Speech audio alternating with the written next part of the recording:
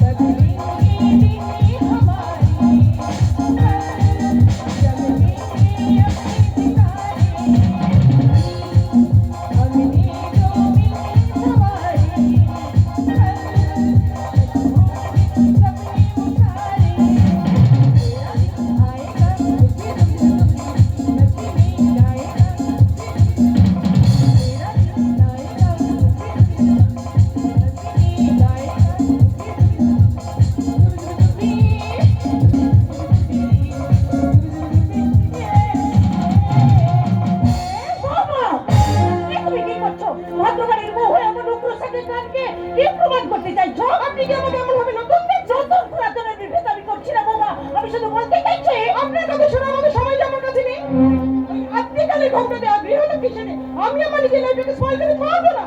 বাড়ির বউ হয়ে লক্ষ্যে থেকে থাকাটা বুঝি জীবন নষ্ট। কষ্ট করে আমার জীবনটাকে আপনার কথা শুনে নষ্ট করার যে কোনো ইচ্ছাই আমার নেই মা। মা বলে ডাকছো, অবহেলাও করছো। অবহেলা করে তো কবেই আপনার ছেলের হাতে এই বাড়ি ছেড়ে অন্য কোথাও গিয়ে থাকবো। সময়টা বেশি দূরে নয়, সেটাও আমি বুঝতে পারছি বৌমা। তার মানে আপনিও মনে মনে জান আমরা এই বাড়ি ছেড়ে চলে যাই বৌমা। কিন্তু মা, আমরা এই বাড়ি ছেড়ে চলে গেলে আপনার ওই হাতটার মুখে উঠবে তো বৌমা? লজ্জাকে বাড়ানোর জন্য যে শাড়িটা গায়ে জড়িয়ে আছে সেই শাড়িটার গায়ে থাকবে তো বৌমা? একমাত্র রোজগার পরিশ্রমী তার ছেলে ঘরে বসে বসে দিন রাত যে আমার উপর হুকুম চালাচ্ছে সেই রমণীটা থাকবে তো? ছেলের জন্ম দিয়ে তাকে বড় করে যোগ্য বানিয়ে যদি ছেলের উপার্জনের শেষ জীবনটা কাটে, তাহলে সেটাকে একটা বাবা মায়ের কাছে অপরাধ, একটা সেই আশা করাটাও জীবনের ভুল বৌমা। তাই বলে একটা ছেলের আমার সবকিছু আশা করা আর আরেকটা ছেলেকে বিনা রোজগারে বসে বসে খাওয়ানো কি অপরাধ নয় না? তোমার বিয়ের আগে তো এই বিভাজন ছিল না বৌমা। তার মানে আপনি বলতে চাইছেন যে আমি আপনার সংসার করবো?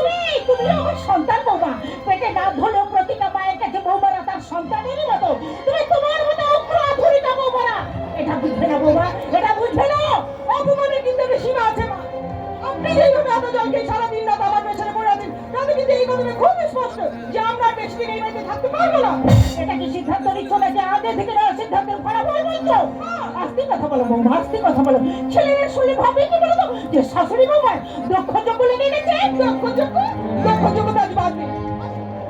আসুক আজ রঞ্জন বাড়িতে, আমি এর একটা বিচার চাই। আমার কাছে কার বিচার চাইবে বৌমা?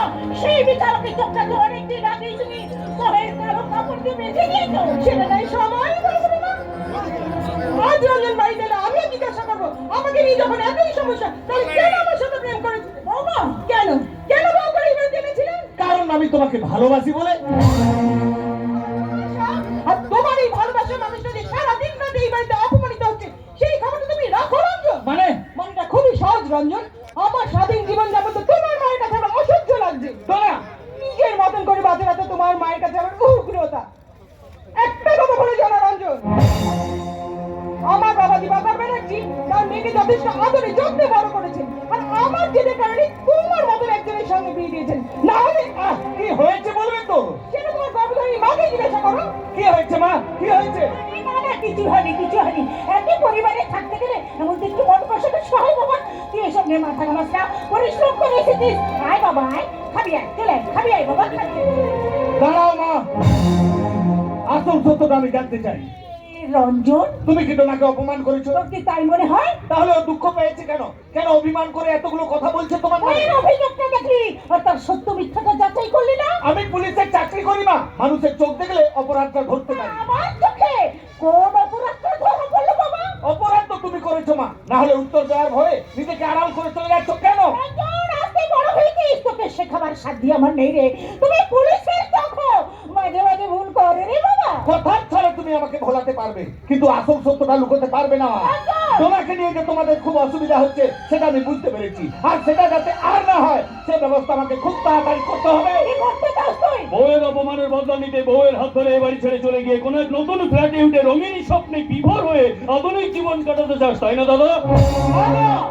তোমার পুলিশ অফিসার বড় ছেলে এখন এই লতা গাছের মতন বড় নির্ভরশীল হয়ে গেছে, কিন্তু না, ওই লতা গাছটা যে খুঁটিটা বেয়ে উপরে উঠতে চাইছে সেই খুঁটিটা কিন্তু খুব দুর্বল। এসে গেছে আর একটা ক্যানের বাটা। হ্যাঁ, 2 পয়সা ইনকাম করার মুরত নেই, শুধু বড় বড় লেকচার। আজ থেকে 2 বছর আগে দাদা ঠিক আমার মতনই ছিল বৌদি, মাঝে 2 বছরে আমূল পরিবর্তন ঘটে গিয়ে দাদার শীত দাঁড়াটাই যে ভেঙে গেছে। এই বেশি বড় বড় কথা বলছিস। তুই জানিস মা আজ আমার বউকে অপমান করেছে? ও নিশ্চয়ই তোর বউ তোকে বলেছে। হ্যাঁ, ডোনাই তো বললো। তাহলে- অপরাধ করেছে সেটা তো কথা বলেই বোঝা যায়। তাহলে এক কাজ কর দাদা, তোর আইনের যতগুলো ধারা আছে মায়ের গলায় ঝুলিয়ে দিয়ে মাকে শাস্তি দিয়ে দেয়। আর না! চুপ কর বাবা। কেন কেন কেন চুপ করবো? দাদার বউয়ের কথা শুনে তোমাকে বিচারের পাল্লায় দাঁড় করিয়েছে, কিন্তু একটিবারের জন্য ভাবলো না কার বিচার করছে। কি করে ভুলে গেল তোমার স্নেহ, মায়া, মমতা? তার মানে তুই বলতে চাস সব দোষ ডোনার? না দাদা, একটা শিক্ষিত ছেলে হয়ে সে কথা বলার অধিকার আমার নেই, তবে তোকে আমি একটা কথা বলতে পারি, কি? মায়েরা কখনো সন্তানের খারাপ চায় না রে দাদা, কখনো খারাপ চায় না রে দাদা। আমার তুমি তোমার এই পৃথিবীর আলো দেখিয়েছো, আর তোমার এই চোখ খোলার পর যে মাকে দেখেছি তার বিচার দ্বারা যে ভুল হতে পারে এই কথাটা মানতে না আমার এই বিবেকটাই বড় ভাবছে মা, বড় ভাবছে। এই, এখন তোর কাছ থেকে আমায় শিখতে হবে কোনটা ঠিক আর কোনটা ভুল, কোনটা বিবেক আর কোনটা মনুষ্যত্ব। শিক্ষার পাঠটা এখন তুই আমায় পড়াবি। দাদা। একটা কথা কান খুলে শুনে রাখ অর্ণব, এই সংসারটা আমার টাকায় চলে, এখানে আমার কথাই শেষ কথা। আর আমার বউয়ের অপমান মানে আমারও অপমান, সেটাই রঞ্জন রায় কিছুতেই মেনে নেবেন না। তুই আমার একটা কথা শোনো দুদা, তাই এক সংসারে থাকতে হলে আমাদের কথা মতোই থাকতে হবে, আর তা না হলে ওই তোমরা থাকবে নয় আমরা। এসো চলে চলে চলে। কথা শোন কথা শোন। ডেকো না ডেকো না মা, ডেকো না ডেকো না, তোমার এই মমতা মাখা মায়া জড়ানো ডাক ওই মোহ প্রেমের কাছে ফিকে হয়ে গেছে গো। জীবন গাড়ি চাকার গতিটা ক্রমশ থেমে আসছে মা। ভেবেছিলাম দাদা চাকরি পাওয়ার পর আমাদের এই দুঃখের মেঘটা সরে যাবে, কিন্তু আমি একটিবারের জন্য ভাবিনি একটা কালবৈশাখী ঝড় এসে হাজির হবে। তুই বিশ্বাস কর বাবা, তুই বিশ্বাস কর, আমার ভালোবাসায় কোনো খাদ নেই রে। আমি শুধু গৃহলক্ষ্মী হতে বলছো আর তোমার বৌমা গৃহ দাহে ব্যস্ত। মাগো, আরে বাবা, নিজের সন্তানই যখন বিশ্বাস করছে না তখন অপরকে দোষ দিয়ে কি লাভ বলতে পারো? তবে কোনো চিন্তা করো না মা, লড়াই করে বাঁচতে তুমি আমাকে শিখিয়েছো, আর সেই লড়াইয়ে এত সহজে আমি হেরে যাবো না মা।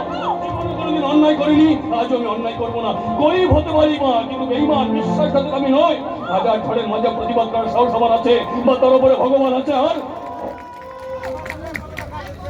তোমার আশীর্বাদ আছে মা, তোমার আশীর্বাদ আছে। সেই আশীর্বাদ নিয়েই আমি এগিয়ে যাবো মা, সেই আশীর্বাদ নিয়েই আমি এগিয়ে যাবো।